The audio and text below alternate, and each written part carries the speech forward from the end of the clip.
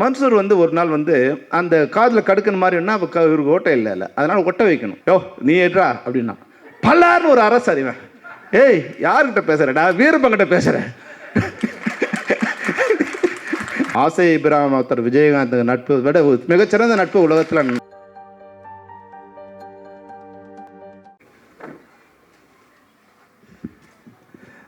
அனைவருக்கும் வணக்கம். ரொம்ப நேரமானதால் நான் கொஞ்சம் சுருக்கமாக சொல்லிடுறேன். ஏன்னா இருந்தாலும் சின்ன சின்ன விஷயங்கள் நான் பகிர்ந்துக்கணும். இந்த கேப்டன் பிரபாகரனை உருவாக்க காரணமாக இருந்த காரணகர்த்தாக்கள் ஆசை இப்ராஹிம் ராவுத்தர், திரு கேப்டன் விஜயகாந்த் அவர்கள். இந்த 2 பேரும் தான் இந்த படத்தை உருவாக்குறதுக்கு காரணமாக இருந்தாங்க. புலன் விசாரணைக்கு பின்னர் நான் ஜிவி சார் படம் பண்ணுற இருந்தது. ராவுத்தர் கூப்பிட்டாரு, செல்வமணி நீ அடுத்த அண்ணன் படத்தை பண்ணணுன்னு. ஓகே நானும் ஓகே. என்ன எனக்கு வந்து என்ன எங்கள் அப்பா அம்மா ஒரு 100 ரூபா என்னை நம்பி செலவு பண்ண முடியாத ஒரு காலகட்டத்தில் என்னை நம்பி 1 கோடி ரூபாயில் புலன் விசாரணை படம் பண்ணவங்க ராவுத்தரும் விஜயகாந்த் சாரும். ஸோ அது அடுத்து யார் பணமும் எனக்கு பெருசு இல்லை. என்னை வளர்த்த ஆளாக்குனா எனக்கு வாழ்க்கையில் எப்படி வந்து என் தாய் தந்தை முக்கியமோ அது மாதிரி திரைப்படத்துறையில் என்னோடய பெற்றோர் வந்து ஆசை இப்ராஹிம் ராவுத்தரும் விஜயகாந்த் சார் தான். அதனால் வந்து எனக்கு இது வரைக்கும் எனக்கு எந்த விதமான வருத்தமும் இல்லை. ஐயோ படம் போச்சு அது எதை பற்றியும் நான் கவலைப்படுறதில்ல. அவங்க தான் என்னோடய வாழ்க்கையில் ரொம்ப முக்கியமானவங்க. அதுக்கப்புறம் இந்த படத்தை 94வது படமாக தான் நாங்கள் ஆரம்பிக்கிறோம். 95, 96 படம் வரும்போது நான் இந்த இவர் சொன்னார், மன்சூர் சொன்னார் இல்லைங்களா, அதனால் நான் என்ன நினச்சேன்னா ஷோலே மாதிரி ஒரு படம் பண்ணணும் சார் அப்படின்னு சொன்னோம். அதுக்காக ஏறக்குறைய 4 மாதங்கள் வந்து ஒரு ஜிப்சி ஜீப்பு, ஒரு அசிஸ்டன்ட் டைரக்டர், ஒரு ஸ்டில் ஃபோட்டோகிராஃபர், ஒரு மேனேஜரு, நான் 4 மாதங்களாக 35,000 கிலோமீட்டர் வந்து இந்தியா முழுக்க கார்லேயே ட்ராவல் பண்ணும். ஒரு இடமா எங்கே இருக்குன்னு தேடி அதுக்குள்ளே 2-3 படங்கள் கிராஸ் ஆகி போயிட்டுருக்கு. அப்போ வந்து இப்போது டைமண்ட் பாபுவோட அப்பா வந்து, டைமண்ட் பாபு தான் எங்களுக்கு மக்கள் தொடர்பாளர். அப்பா அடிக்கடி வருவார். அப்பா அவர் வந்து ஒரு சஜஷன் சொல்கிறார், சார் நீங்கள் இந்த படத்தை கேப்டனோட 100வது படமாக பண்ணால் நல்லாயிருக்கும், ஏன்னா வந்து பிரம்மாண்டமாக நீங்கள் செலவு பண்ணுறீங்கன்னு. எனக்கு பயம், ஏற்கனவே வந்து 4 மாதம் லேட் ஆகிடுச்சு, அடுத்து படம் பண்ண இது தள்ளி போயிடுச்சுன்னா 1 வருஷம் ஆகிடுமேன்னு ஒரு பயத்தில் எப்படி சார் பண்ணலாம். இல்லை சொல்ல முடியும், நம்ம இருந்து பண்ணலான்னு சொன்னால் நான் சொல்லிட்டு ஓகே சார் எனக்கு ஒன்றும் அர்ஜென்ட் இல்லைன்னு. அப்போது இந்த 94வது படமாக ஆரம்பிக்கப்பட்ட புலன் விசாரணை கேப்டன் பிரபாகரன் 100வது படமாக மாறியது வந்து ஃபிலிம் நியூஸ் ஆனந்துங்கிற எங்களுடைய மூத்த சகோதரர்கள் தான். அந்த வாய்ப்பு எனக்கு கிடைச்சது. இப்போது விஜயகாந்த் சார் லைஃப்பில் எனக்கு வந்து ரொம்ப முக்கியமான ஒரு இடம் இருந்துகிட்டே இருக்கும். அவர் கல்யாணத்தப்போ புலன் விசாரணை ரிலீஸ், ஜனவரி 14th வந்து படம் ரிலீஸு, ஜனவரி 30th வந்து ஒரு கல்யாணம். அப்போ ரொம்ப முக்கியமான நாள். நான் ஒரு விழா கல்யாண விருந்துக்கு போகும்போது, கல்யாண ரிசப்ஷனுக்கு போகும்போது இது பயங்கரமான கூட்டம். மதுரையில் வந்து என்னால் நெருங்கவே முடியல. அப்போ என்னை யாருக்குமே தெரியாது இல்லையா. ஆனால் டக்குன்னு வந்து விஜயகாந்த் வந்து அந்த இடத்துலேருந்து ஒரு 4 அடி முன்னாடி வந்து என்னை உள்ளே இழுத்தார். எங்கள் டைரக்டர் போனார். அப்போ என் கையில் இருந்த அந்த சின்ன கிஃப்ட் ஒன்று வாங்கிட்டு அது கீழே விழுந்துடுச்சு. Sir gift sir. வாப்பா நீ தான் என்னோடய பெரிய கிஃப்ட்டுன்னார். என்னை கூப்பிட்டு பக்கத்தில் நிற்கிற வச்சுனாரு. இன்னைக்கு வந்து நான் தலை நிமிர்ந்து வந்து இந்த சந்தோஷமாக கொண்டாடுறேன்னா அதுக்கு நீ ஒரு முக்கிய காரணம்ப்பா. ஒருவேளை அந்த படம் சரியாக இல்லாமல் இருந்தால் எல்லாரும் வந்து வேறு மாதிரி பேசியிருப்பாங்க. இன்னைக்கு நான் சந்தோஷமாக இருக்கேன், அதை விட பெரிய சந்தோஷத்தை கிஃப்ட்டை நீ கொடுக்க முடியாதுன்னார். அந்த வகையில் புலன் விசாரணை ஒரு வாழ்க்கையில் முக்கியமான படம். அதுக்கப்புறம் வந்து கேப்டன் பிரபாகரன் படம். இன்றைக்கி நிறைய பேர் வந்து தமிழ் எழுத்துக்காக பேசுகிறவங்க நிறைய பேர் இருக்காங்க. ஆனால் முதலில் தமிழ் சினிமாவில் வந்து குரல் கொடுத்த முதல் மனிதர் விஜயகாந்த். கேப்டன் விஜயகாந்த் அவர்கள் தான் வந்து எந்த விதமான பிரதிபலனும் இல்லாமல் தமிழ் சினிமாவிலிருந்து குரல் கொடுத்த முதல் மனிதர்.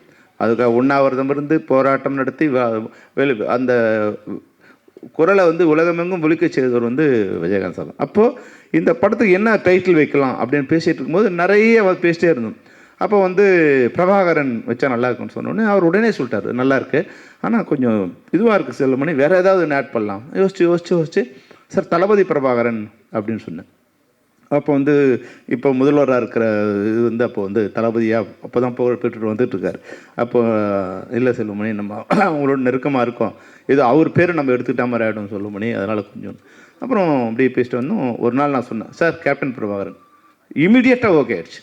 Captain Prabhakaran okay. அந்த புலன் விசாரணைக்காவது வந்து எங்களுக்கு ரொம்ப டவுட் இருந்துகிட்டே இந்த படம் ரிலீஸ் ஆகிற வரைக்கும் விஜயகாந்த் சாரோட சொன்னார், செல்வமணி இதெல்லாம் புரியுமா, தமிழில் யாருக்கு புரியும், புலன் விசாரணை என்னன்னு தெரியாதுன்னு. ஆனால் கேப்டன் பிரபாகரன் சொன்ன உடனே அன்றைக்கே வந்து அந்த படம் ஓகே ஆயிடுச்சு. அதுக்கப்புறம் இவ்வளோ பிரம்மாண்டமான படத்தை தயாரிக்கிறதுக்கு காரணமானதவர் ராவுத்தர் தான். என்ன செலவு பண்ணாலும் என்ன கேட்டாலும் அது அனுப்பிச்சிக்கிட்டே இருப்பாங்க. அதுபோல் இன்னைக்கு இவர் சொன்னார் பாருங்க, வந்து நம்ம சிவா சார் உண்மையாகவே ரத்தம் சிந்தி இந்த ட்ரெய்லரில் நீங்கள் பார்த்துருப்பீங்களே, ஒரு ஷார்ட் அப்படி தொங்கிட்டே வருவார், ஒரு கையில் கன்று ஒரு கையில், அந்த 20 அடி ஹைட்டில் இருக்குது. அது வரும்போது இது அறுந்துடுச்சு, மேலே இருக்கிற ரோப் அறுந்துடுச்சு. 2 கையில் இருந்தால் கூட ஏதாவது கொஞ்சம் மேனேஜ் பண்ணலாம். ஒரு கையில் ரோப்பு ஒரு கையில் கன்று இருக்கும். வந்துட்டு இருக்கும்போது ரோப் எடுத்து அப்படியே கீழே விழுந்தார் சார்.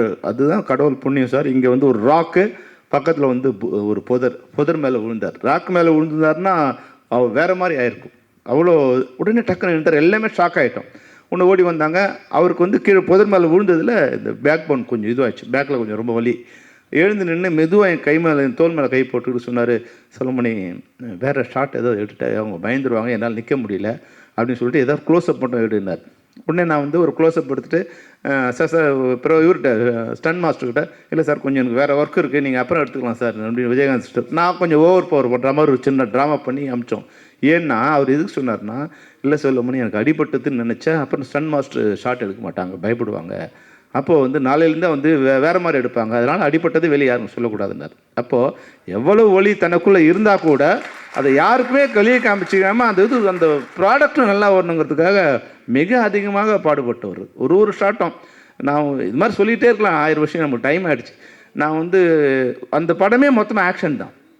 அப்போ வந்து இது போல் வந்து ஒரு 150 அடி ஒரு கேனல் ஒன்று கீழே போயிட்டுருக்கு, 60 அடி ஹைட்டில் போயிட்டுருக்கு.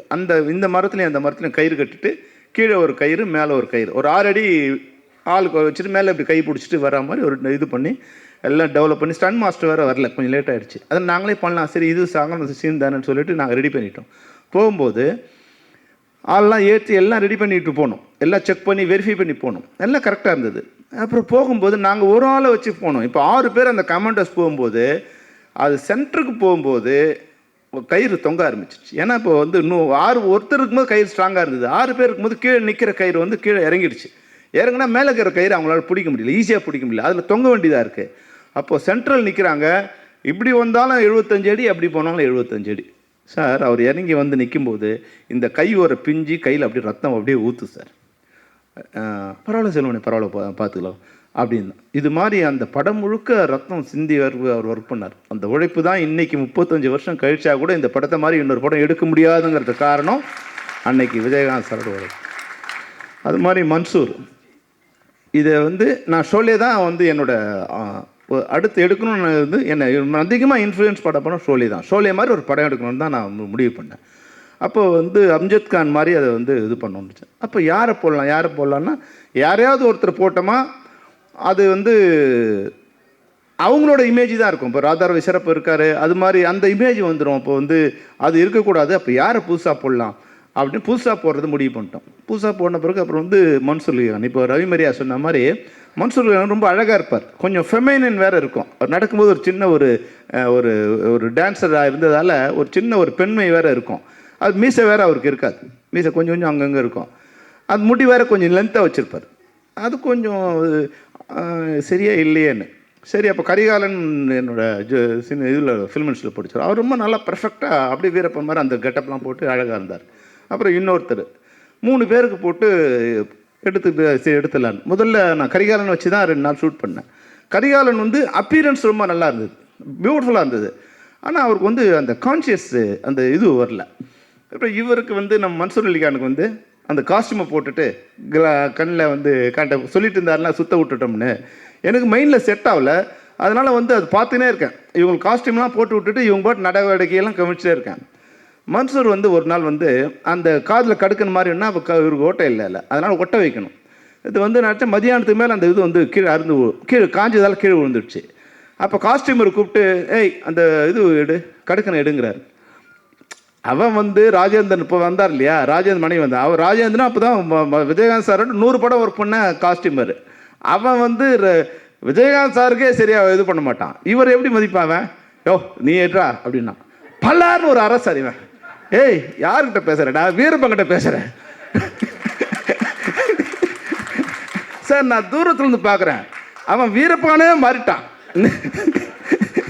இந்த சந்திரமுகியில் வந்து எப்படி வந்து ரஜினி சார் சொல்லுவார்ல, அவன் வந்து சந்திரமுகியாவே மாறிட்டாங்கன்னு, அது மாதிரி இவன் அந்த கெட்டப்பு அது அப்புறம் இவர் வந்து நான் வாட்ச் பண்ணிகிட்டே இருக்கேன். மன்சூர் போகிறது நடக்கிறதெல்லாம் அவனுக்குள்ளே வீரப்பங்கிற ஆவி உள்ளே பூந்துடுச்சு. அவன் மன்சூராகவே இல்லை. அப்போது இவர் தான் சரியான ஆள். நம்ம இவருக்கு எதுவுமே தெரியாது, குதிரை ஓட்ட தெரியாது. எப்படி குதிரை அண்ணா ஓட்டுவாண்ணே, ஓகே.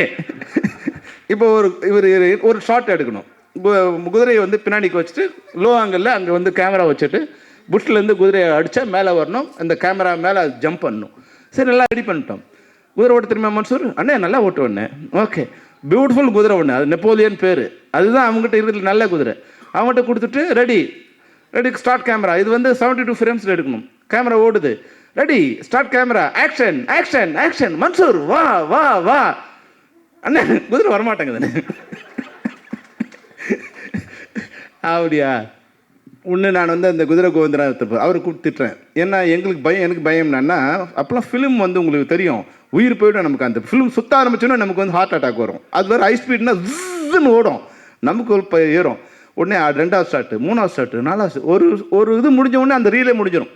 ஏன்னா அந்த நமக்கு தேவை வந்து ஒரு 200 அடி. எந்த 200 அடின்னு சொல்ல முடியாது. முதல் போட்ட உடனே அது வந்து சுற்ற ஆரம்பித்த உடனே 200 அடியில் வந்து நிற்கும். அப்புறம் நம்ம ஷார்ட் எடுக்கும்போது 200 அடி இருக்குமா இல்லை, அதை உடனே அது கேனை மாற்றணும். 3 can, 4 can, 5 can, 6 can, 7 can. ஒரு நாளைக்கு 2000 அடி தான் எனக்கு கொடுப்பாங்க. ஒரு கேனுங்கிறது 400 அடி. இப்போ 7 கேன் வந்து மறுநாள் தான் சேர்த்து முழுங்குறாங்க. பொண்ணு என்ன சொன்னேன், என்ன ஆச்சுன்னு வரல. உடனே அந்த குதிரைக்காரனை கூப்பிட்டு கண்ணவனை திட்டினேன். சரி, அவர் போய் பக்கத்தில் நின்ட்டார். இன்னும் கொஞ்சம் நேங்கச்சு வந்து சொன்னார், சார் என் குதிரையே ஓட்ட தெரியாது சார். என்னன்னா இந்த குதிரை இப்படி நிற்குது இல்லையா, இந்த ரீத்தை இப்படி பிடிச்சிட்டான். அந்த ரீடு இருக்கு இல்லையா, அந்த ரீடை இழுத்து பிடிச்சிட்டான். அதை விட்டால் தான் முன்னாடி போவோம். அதை போட்டு அடி அடி அடி அடிச்சா குதிரை வந்து நவர மாட்டேங்குது. எனக்கு சொன்னவன வந்தது கோவம். கொஞ்சம் லெஃப்ட் அண்ட் ரைட் வாங்கினேன். அப்படியே மூஞ்சிலாம் மனுஷருக்கு எனக்கு கோவம் வந்துடுச்சு. ஏன்னா என்கிட்ட ஃபுட்டேஜ் இல்லை, ஃபிலிம் இல்லை. ஒன்று சரிண்ணே பண்ணுறேண்ணே அப்படின்னு கொஞ்சம் இதுவாகிடுச்சா. சரி, இப்போ தெரிஞ்சிச்சு, மன்சூருக்கு தெரிஞ்சிச்சு இந்த ரீடை விட்டா குதிரை ஓடுன்னு. அடுத்த இப்போ நாங்கள் திட்டினதெல்லாம் இருக்குல்ல, அடிச்சா இருப்பார் குதிரையை. குதிரை அப்படி பிச்சுட்டு கிளம்புனா குதிரை வந்து நாங்கள் 3 அடியில் வர வச்சோம், குதிரை 5 அடியில் வருது. இவர் 9 அடியில் மேலே பறக்காரு. அப்படி வந்து ரோலாகி வருது. அதாவது எப்படின்னா மன்சூருக்கு வந்து உயிர் இதை பற்றி எதுவுமே இல்லை. அது அந்த பண்ணணும், அது அவ்வளோதான். தெரியாதுன்னு மன்சூர் எதுவுமே சொல்ல மாட்டார். ஆனால் பண்ணிவிடணும். அவ்வளோ பிரம்மாண்டமாக பண்ணக்கூடியது. அதனால தான் இன்றைக்கி இப்போ எந்த படம் பண்ணாலும் எப்படி வந்து தனஞ்சயன் சொல்லும்போது கேப்டன் பிரபாகரன் நான் விஞ்சறது, இன்னொரு படத்தை அது மீறி எடுக்கிறது எப்படி கஷ்டமோ, மன்சூர் இப்போ 100 படம் நடிப்பார். இன்னும் 100 படம் நடித்தா கூட இந்த வீரபத்திரங்கிற கேரக்டரை தாண்டி இன்னொரு கேரக்டர் அவர் நடிக்கணுங்கிறது ரொம்ப கஷ்டம். அந்த அளவுக்கு உயிரை கொடுத்து அந்த படம் பண்ணோம். அது மாதிரி எல்லாருமே இப்போ சொன்னாங்களே, சரண்யா மேடம் தான் வந்து ஃபஸ்ட்டு ரம்யா கிருஷ்ணன் கேரக்டர் வந்தாங்க. ரம்யா கிருஷ்ணன் அவள் போடலான்னு சொல்லும்போது அவங்க இது மாதிரி சொன்னாங்கல்ல சார், அவங்க சென்டிமெண்ட்டாக எந்த படமும் இல்லை, தெலுங்கில் வந்து அவங்க போட்ட எல்லா படமும் ஃப்ளாப்பு, அதனால் வேண்டாம். அதனால் நாங்கள் சரி சரண்யா மேடம் ஓகேன்னு சொல்லி போயிட்டோம். அவங்க இந்த இதெல்லாம் பார்த்துட்டு அவங்க இந்த காஸ்டியூமுக்கும் இல்லை, எனக்கு அவங்களுக்கு சின்ன கொஞ்சம் மிஸ் அண்டர்ஸ்டாண்டிங் வந்துடுச்சு. அவங்க ஃபுல் இதோடு போட்டு வந்தாங்க. நான் சொன்னேன், இல்லை இது இந்த லம்பாடி கேரக்டர், அதனால் கொஞ்சம் நீ வரைக்கும் தான் இருக்கணும்னா அவங்களுக்கு அதில் வந்தது. அப்புறம் அதுவும் இல்லாமல் அந்த ட்ராவலில் அவங்களுக்கு ஒத்துக்கல. அப்போ இது ஆப்ரேஷன் இருக்குது அப்படின்னு ஒரு நாள் போயிட்டு வரேன்னு போனவங்க தான் அப்புறம் வரல. அதனால் சரி, யாரோ ஒருத்தர் எங்களுக்கு வந்து என்னென்னா 90 நாள் ஷெட்யூல், 90 நாளும் எங்கள் கூட இருக்கிற ஒரு பெண்ணு வேணும். அது ஆர்டிஸ்டாக இருந்தாலும் பரவாயில்ல, நியூ ஃபேஸாக இருந்தாலும் பரவாயில்ல, சென்டிமெண்ட்டாக இருந்தால் ஓடின ஹீரோயினோ ஓடாத ஹீரோயினோ யாரோ ஒருத்தர் வேணும் அப்படின்னா அவங்க கூப்பிட்டு வந்தாங்க. அப்போ தான் ரம்யா கிருஷ்ணன் வந்தாங்க. ரம்யா கிருஷ்ணன் வந்தது இந்த படத்துக்கு எவ்வளோ பெரிய ப்ளஸ்ன்னு நீங்கள் பார்த்தீங்கன்னா 35 வருஷம் கழிச்சு கூட அந்த பாட்டு வந்து வரும்போது மக்கள்கிட்ட மிகப்பெரிய ஒரு வெற்றியும் ஆதரவும் இருக்கும்போது உண்மையாக அது கூட வந்து என்னென்னா, நான் அசிஸ்டன்ட் டைரக்டராக இருக்கும்போது அவங்க வந்து ஒரு ஹீரோயின். நான் முதலாக கிளாப் படித்தது ரம்யா கிருஷ்ணன் தான். ஃபஸ்ட்டு புது வசந்தன் ஒரு படத்துக்கு அவங்க ஹீரோயின்னு நாங்கள் கிளாப் பண்ணுறோம். அது அப்போது நான் டைரக்டராகி என் படத்தில் நடிக்க வந்து அந்த படம் விடும்போது இன்றைக்கி யாராவது சரி இதில் நடித்தவங்களாம் யார் இருக்காங்க, சார் இல்லாத போது யாராவது செலிபிரிட்டி இருந்தால் நல்லா இருக்குமேனு சார் கூப்பிட்டேன். அவர் வரனார். இவங்களை வந்து கூப்பிடலாமா வேணாமான்னு அப்புறம் எனக்கு கொஞ்சம் டச் விட்டு போச்சு. எங்கள் ஒய்ஃப்கிட்ட சொன்னேன், இல்லை நான் சொல்கிறேன்னு சொல்லி எங்கள் ஒய்ஃப் தான் வந்து ரம்யாவுக்கு பேசணுன்னா, இல்லை நான் நிச்சயமாக வரேன் சார், கொஞ்சம் லேட்டாக வரேன், வேறு ஏதோ ப்ரோக்ராம் இருக்குது லேட்டாக வரேன்னாங்க. அந்த வகையில் இன்றைக்கி வந்து 35 வருஷம் கழிச்சாலும் நடித்த அந்த ஒரு நன்றியை மறவாமல் இன்றைக்கி வந்து கலந்துக்கிட்ட அவங்களுக்கும் இந்த நேரத்தில் நன்றி சொல்ல விரும்புகிறேன். அது மாதிரி சரத் சார், அவருக்கு வந்து இந்த அடிபட்டு அவர் பெட்டில் இருக்கார், அவரால் நடிக்கவே முடியாது. அப்போ பார்த்தீங்கன்னா தெரியும் இந்த படங்களில் வந்து நிறைய சீன்ஸ் இந்த கழுத்தில் ஸ்காலர் போன் போட்டு தான் நடித்தார். பரவாயில்ல நான் வந்து நடித்தேன். கேப்டன் சொன்னார், இல்லை சொல்லுமணி சரத் எப்போ வராரோ அப்போ தான் அந்த படம். ஏன்னா அவர் 4 நாள் நடிச்சிட்டார். அப்போ சரத் 4 நாள் தான் நடிச்சிருக்காரு, மாற்றிடலாமா அப்படின்னு மற்றவங்க சொல்லும்போது விஜயகாந்த் சொன்னார், ஒரு நடிகை இப்போ தான் 2வது படம் நடிக்கிறாரு, அவர் பாதியில் எடுத்துகிட்டு அவர் லைஃப் இதுவாக போயிடும், நம்ம வந்து ஒரு 2 மாதம் ஷெட்யூல் தள்ளி வச்சுக்கலாம். அதனால தான் இந்த படம் 100வது படம் மாறதுக்கு இதெல்லாம் ஒரு காரணம். அப்போ வந்து என்னைக்கு சரத்குமார் வராரோ அன்னைக்கு நம்ம எடுத்துக்கலாம் அப்படின்னு சரத்குமார் வரும்போது அந்த ஸ்காலர் போன்லாம் போட்டு நடித்தார். அந்த அவருக்கு ஒரு பாசிட்டிவ் கேரக்டராக தான், சின்ன கேரக்டர் தான் இருந்தாலும் அவர் அதை பண்ணார். அந்த வகையில் அவருக்கும் எல்லாருமே இது ஒர்க் பண்ண முதல்ல ரமேஷ்குமார் தான் இதனோட கேமராமேன். அவருக்கு ஒரு ஒரு 1 வீக்கில் வந்து சின்ன சின்ன செட் ஆகலை. ராஜராஜன் வந்தார். ராஜராஜன் வந்தது ஒரு வகையில் என்ன ஆச்சுன்னா, அவர் பாலுமகேந்திரா சார்கிட்ட அசிஸ்டண்ட்டாக இருந்ததால் வந்து அந்த க்ரீனை வந்து அவ்வளோ அழகாக எங்கிட்ட நான் ஒர்க் பண்ணதை 2C கேமராவில் தான் நிறைய ஒர்க் பண்ணோம். அந்த 2C கேமராவில் இவ்வளோ அழகாக நீங்கள் வந்து அந்த க்ரீனர் வந்து வேறு யாராக இருந்தாலும் படம் பிடிக்க வச்சுக்க முடியாது. கடவுள் புண்ணியத்தில் அதுவாக மாறினது ராஜராஜன் சார் வந்தது. அது மாதிரி ஆர்டர் JK அந்த மலையிலலாம் வந்து நாங்கள் ஒர்க் பண்ணது சொல்லிக்கிட்டே இருக்கலாம், நிறைய நேரம் இல்லை. அதனால் வந்து இதை பற்றி சொல்ல வேறு ஏதாவது நான் இன்டர்வியூ மாதிரி உங்களுக்கு கொடுக்குறேன். நிறைய விஷயங்கள் இருக்குது உங்களோட இந்த படத்தை பற்றி ஷேர் பண்ணுறதுக்கு, விஜயகாந்த் சார் பற்றி ஷேர் பண்ணுறதுக்கு, அதில் நடித்த ஒரு ஆர்டிஸ்ட்டை பற்றி ஷேர் பண்ணுறதுக்கு நிறைய விஷயங்கள் இருக்குது. அதுபோல் நான் இந்த இதுக்கு அனௌன்ஸ் பண்ணும்போது பிரேமலதா அவங்களோட வந்தாங்க. சொன்னேன், அம்மா நீங்கள் வந்து இதுக்கு வந்தீங்க, தயவுசெய்து ஆடியோ ரிலீஸ் பண்ணும்போது பிரபாகர் நீங்கள் அனுப்பணுன்னு. நிச்சயமாக வந்து அவங்க சொன்னால் 3ஆம் தேதி நாங்கள் வந்து டூர் ஆரம்பிக்கிறோம்.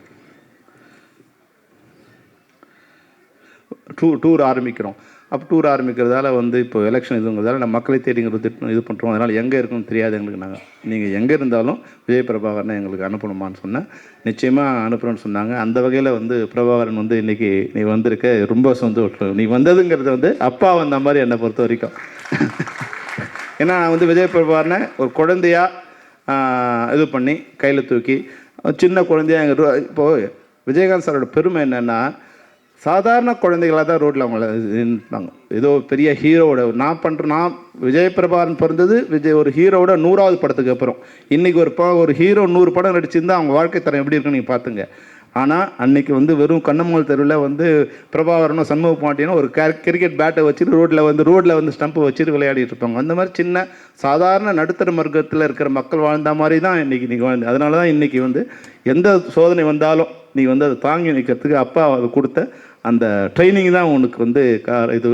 இருந்தாலும் நீ உன்னோட உயரம் இன்னும் நிறைய இருக்குது, நீ எந்த கவலையும் பட வேண்டியதில்லை. ஏன்னா அப்பா சந்திக்காத அவமானமோ தோல்வியோ கிடையாது. இதையெல்லாம் தாண்டி தான் அப்பா ஜெயித்தார். ஆனால் நீ வந்து உண்மையாகவே எனக்கு ஒரு வகையில் என்ன சந்தோஷம்னா, நீ வெற்றி கோட்டை பக்கத்தில் வந்து நின்றுட்ட. ஒரு 4000-5000 ஓட்டுங்கிறது வந்து சாதாரண விஷயம் கிடையாது. நீ வந்து எங்கேயோ விருதுநகரில் போய் நின்று வந்து லட்சக்கணக்கான ஓட்டு நீ வாங்க முடியும்னா நிச்சயமாக அது சாதாரண விஷயம் கிடையாது. அது வந்து உன்னோட வெற்றி கூட வந்து தடுக்கப்பட்ட வெற்றி, மறுக்கப்பட்ட வெற்றியை தவிர அது வந்து நியாயமான தோல்வி கிடையாது. அது வந்து அதனால் வந்து உன்னை வந்து நிச்சயமாக இந்த வெற்றி வந்து சேரும். அதுக்கு வந்து நாங்கள் ஏதாவது ஒரு கட்சியெல்லாம் தாண்டி நான் கூட அப்பாவுக்கு வந்து இது நிற்கும்போது நாங்கள் எல்லோரும் போனோம். என்ன நாங்கள் கட்சிலாம் இல்லை, விஜயகாந்த் சார் நிற்கிறாரு, நாங்கள் அவங்களுக்கு பிரச்சாரம் பண்ணுவோம். நாங்கள் வந்து எங்களோட அனுபவத்தை சொல்லுவோம். நீங்கள் வந்து விஜயகாந்த் ஒரு நல்ல மனிதர், அவரோட நல்ல குணத்தை நாங்கள் சொல்லுவோம், வேறு பற்றி நாங்கள் சொல்ல போதில்லைன்னு சொன்னோம். அது மாதிரி எங்களால் வந்து உங்களுடைய இதுக்கு வந்து ஒரு சின்ன ஒரு அணில் மாதிரி இருக்குன்னா நாங்கள் ஏதாவது ஒரு வகையில் நன்றி கடன் பண்ணணும் அப்பாவுக்கு. நான் ஏறக்குறைய மற்றவங்களாம் வந்து நான் 100 படம் நடந்த பிறகு இப்போ ஹீரோஸ் என்ன நினைக்கிறாங்க பாருங்கள். ஹீரோஸு இப்போது உலக அழகி வேணும், உலகத்தின் மிகச்சிறந்த கேமராமேன் வேணும், ஃபாரின்லேருந்து மேக்கப் மேன் வேணும், பெரிய பட்ஜெட்டில் கதை சொல்லும்போதே 100 கோடி கதை இருக்கான்னு கேட்கணும். இதையெல்லாம் விஜயகாந்த் சார் சொல்லும்போது அவரை நம்பி வருவார். கதை ஏதோ உதவி பண்ணணும்னு நினச்சாருன்னா அதை கூட கேட்க மாட்டார். சரி ஓகே 10 நாள் வேணுமா ஏதோ பண்ணிக்க. அது மாதிரி மிகச்சிறந்த மனிதர், எதை பற்றியுமே கவலைப்படையாத, மனிதர்களுக்கு நல்லது பண்ணுங்கிற ஒரே ஒரு நோக்கத்தோடு வாழ்ந்த உன்னதமான தலைவர் வந்து உங்கள் அப்பா. நான் வந்து பெருமைக்காக சொல்லலை. ஏன்னா இப்போ அவரை பற்றி பாராட்டி எங்களுக்கு ஆகப்போதில்லை. அவர் இருக்கும்போது சொன்னா கூட பரவாயில்ல, இல்லாதப்போ சொல்கிறோம்னா அந்த கில்ட்டி எங்களுக்கு இருந்துகிட்டே இருக்குது. இப்போ யாரோ சொன்னாங்க இல்லையா, அவர் வாழும்போது அவரை பற்றி இவ்வளோ யாருக்குமே தெரியலை, சும்மா மீம்ஸ் போட்டு கிண்டல் பண்ணிக்கிட்டு. விஜயகாந்த் சாருக்கு ஒரே விஷயம் என்னன்னா, நடிக்க தெரியாது, சினிமாவில் நடிக்க தெரியும், அரசியலில் நடிக்க தெரியாது. அவர் என்னவாக இருந்தாரோ அதையே பொறுத்து பண்ணும்போது அது மற்றவங்களுக்கு கிண்டலாக இருந்தது. மற்றவங்களாம் வந்து ஒளிவு மறைவாக கொஞ்சம் உள் வாழ்க்கை ஒன்று, வெளி வாழ்க்கை ஒன்றுன்னு. விஜயகாந்த் சாருக்கு வந்து அகமும் ஒன்று தான், புறமும் ஒன்று தான். உள்ளே என்ன நினைக்கிறாரோ அதுதான் வெளியே, வெளியே என்ன நினைக்கிறது உள்ள. பல நேரங்கள் வந்து கோவப்படுவார். கோவப்பட்ட அடுத்த வினாடி வந்து சாரி பண்ணுறார். சாரி 100 தடவை கேட்பார். தம்பி செல்வமணி ஏதாவது பிரச்சனையா? இல்லை சார், ஓகே. அது மாதிரி அவ்வளோ அந்த நல்ல குணம். உண்மையிலே கடவுள்னு ஒரு இருக்காங்கன்னா அது உன்னோட வெற்றியில் தான் அது உண்மையாகும். நீ வெற்றி பெறும்போது தான் கடவுளுங்கிற ஒருத்தர் இருக்கார். தாய் மாதாம புண்ணியம் வந்து மக்களை சேரும்னா அந்த புண்ணியம் வந்து உங்களுக்கு நூற்றுக்கணக்கான நூற்றுக்கணக்கான ஜென்மத்துக்கு சேர வேண்டிய புண்ணியம் உங்கள்கிட்ட இருக்குது. அந்த புண்ணியம் வந்து உங்களை வாழ வைக்கும். இந்த இதுக்கு வந்தது நிச்சயமாக இந்த படம் ரிலீஸ் ஆகும்போது மறுபடியும் வந்து விஜயகாந்த் சாருங்கிற வந்து நாம் இந்த என்னால் வந்து கிடையாது, அவரோட இதுவை வந்து அவர் போய் இன்னைக்கு தமிழ்நாடு முழுக்க இல்லை வந்து எனக்கு கார்த்திக் வந்து சொன்னார். உண்மையில் இந்த நேரத்தை கார்த்திக் நான் ரொம்ப நன்றி சொல்ல கடப்பட்டேன். கார்த்திக் அவங்க நண்பருக்கும் முதல்ல என்கிட்ட படம் காமிச்சாங்க. எனக்கு வந்து நான் சொன்னேன், இல்லை சார் எனக்கு இன்ட்ரெஸ்ட் இல்லைன்னு சொன்னேன். ஏன்னா வந்து அது எங்கேயும் பிரிண்ட் கிடைக்கல. அந்த இப்போ தமிழ் சினிமாவில் நெகட்டிவ் இல்லை, பிரிண்ட் இல்லை, அப்போ தேடி கண்டுபிடிச்சி கஷ்டமாக இருக்குன்னு சொன்னாங்க. அப்படின்னா வேண்டாம் சார்ன்னு சொல்லிட்டேன். ஆனால் 2 மாதம் கழித்து 6 பிரிண்ட்டு. அன்றைக்கி நாங்கள் போடும்போது ஒரு பிரிண்ட் 50,000 தான். அப்போ பழைய பிரிண்ட்டு 10,000 தான் கொடுப்பான். இன்றைக்கி ஒரு பிரிண்டோட வேலை 5 லட்சம். ஏன்னா அது பிரிண்ட்டே இல்லை எங்கேயும். 6 பிரிண்ட்டை கொண்டு வந்து எங்கிட்ட காமிச்சு ஒரு இதுலேருந்து எதெல்லாம் சிறப்பாக இருக்கோ அதையெல்லாம் கலெக்ட் பண்ணி மறுபடியும் அதை வந்து சிஜி பண்ணி அதிலேருந்து ட்ரான்ஸ்ஃபர் பண்ணி இந்த படத்தை வந்து புது படம் மாதிரியே வந்து பண்ணியிருக்காரு. அந்த வகையில் வந்து எனக்கு அன்றைக்கி எப்படி ஒரு இப்ராஹிம் ராவுத்தர் கிடச்சாரோ அது மாதிரி தான் நீங்கள் உருவத்தால் நீங்கள் வந்து உருவத்தால் வந்து சின்ன மாதிரி தெரிஞ்சால் கூட இப்ராஹிம் ராவுத்தருக்கு அதே இது வந்து உங்கள் பிரம்மாண்டம் வந்து உங்கள் மனசில் இருக்குது. எனக்கு ஒரு புண்ணியம் நீங்கள் மறுபடியும் அந்த ரீரிலீஸுக்கு நீங்கள் வந்து சேர்ந்தது. அபு நீங்கள் வந்து மிக உண்மையாகவே ஒரு நல்ல ஆளை தேர்ந்தெடுத்து நீங்கள் இது பண்ணியிருக்கீங்க. எல்லோரும் கேரளாவும் கர்நாடகாவும் இது போன்ற ஒரு சிறந்த டிஸ்ட்ரிபியூட்டர் கொடுத்து அதை நீங்கள் ஒரே நேரத்தில் பண்ணிங்கன்னா நிச்சயமாக வந்து உங்களுக்கு இந்த படத்தின் மூலம் எனக்கு பேர் வரும், உங்களுக்கு பணம் வரும். பேரும் பணமும் உங்களுக்கு வரும். ராவுத்தர் ஃபிலிம்ஸுங்கிற பேர் வந்து இப்போ என்னென்னா அப்பா என்ன சொல்லுவார்னா அந்த பிரம்மாண்டமாக அப்படி போட்டுட்டு செல்லமணி நம்ம இங்கிலீஷ் படம் எடுப்போம் செல்லமணி. அது எங்கள் கெட்ட நேரம். உலகத்தில் நான் பார்த்த நட்புங்கிறது வந்து கோப்பரிச்சு எழுந்து பிசுராந்தாயன்னு சொல்லுவாங்க. ஆனால் நான் பார்த்த நட்பு, என்னுடைய ஜென்மத்தில் நான் பார்த்த நட்பு, ஆசை இப்ராஹிம் ராவுத்தர் விஜயகாந்த் நட்பு விட மிகச்சிறந்த நட்பு உலகத்தில் நான் பார்க்கவே இல்லை. அந்த மாதிரியான நட்போடு இருந்து அந்த நட்பில் வந்த இன்றைக்கி 2 பேரும் விஜய பிரபாகரனும் அவும் நீங்கள் வந்திருக்கீங்க. இன்னும் உங்கள் அப்பாவை பற்றியும் அவங்க அப்பாவை பற்றி உங்களுக்கு தெரியும், அவங்க நட்பு என்னன்னு தெரியும். நீங்கள் மறுபடியும் அதுபோல் வந்து நண்பர்களாக இருந்து தமிழ் சினிமாவில் அவர் வந்து நீங்கள் அரசியலில் கேப்டன் ஆகணும், நீங்கள் சினிமாவில் கேப்டன் ஆகணும். அதுதான் உங்கள் அப்பா அம்மாவுக்கு உங்கள் அப்பாவுக்கு பண்ணுற நன்றியாக இருக்கும். மறுபடியும் நான் வந்து வேறு பேட்டியில் இது பண்ணுறேன். நிறைய நேரமாச்சு. ஏன்னா பிரபாகரனோட பேச்சு தான் ரொம்ப முக்கியமாக. அதனால தான் நான் வந்து அவரை கடைசியாக பேச வைக்கணும்னு நினச்சேன். அதுவரை இந்த நிகழ்ச்சியில் கலந்த அனைவருக்கும் நன்றி. பிரபாகருக்கும் என்னோட நன்றி, அம்மாவுக்கும் என்னோட நன்றி.